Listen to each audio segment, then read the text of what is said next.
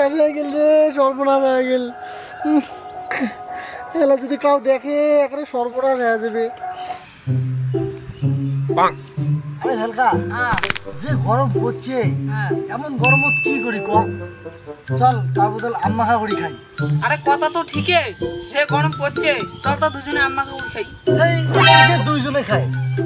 আরে মোটামুটি 4-5 জন হলে না ভালো হয় বুঝছিস। দুইজনে আম্মা খা খাই নাকি মজাই হবে না। ঠিক আছে, তা আমি সাধু গরম দেখান, তুই আম জোগাড় কর।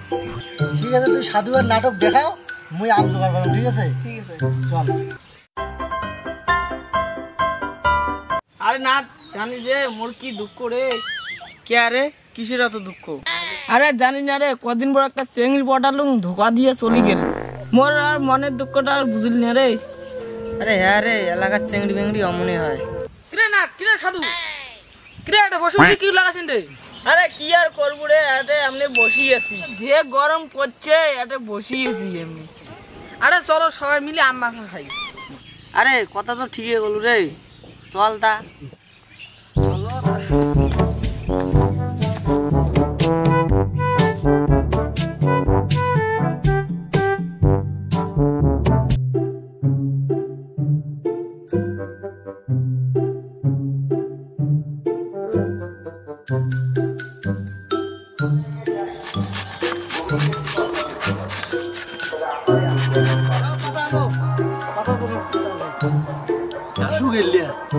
অল্প খানা করে দিয়ে মুই নিন বেশি, এলে বেশি দেওয়া যাবি না। ফালতু গুলো কাজ করার সময় নাই, দেখে দেখে কাজ করা খায় আর ওরা আসিয়ে বেশি যাবে না, বেশি তো দিবি না।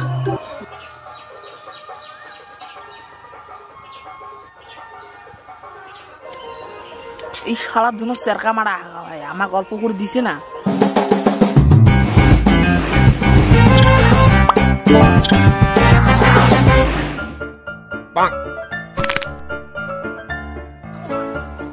পায়খানা লাগিল নাকি, পেটটা থেকে এমন লাগাইছে আরে ঘুম গালাং।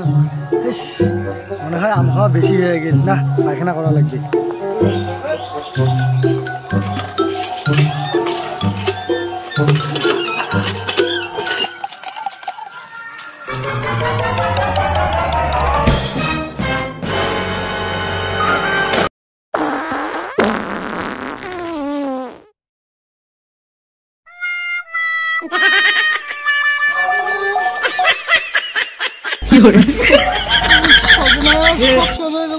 हे प्रभु, हे हरिनाम की गुण जगन्नाथ प्रेमानंद, ये क्या हुआ?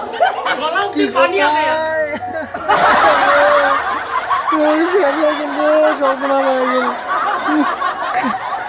যদি কাউ দেখে এখানে সর্বনাশ হয়ে যাবে।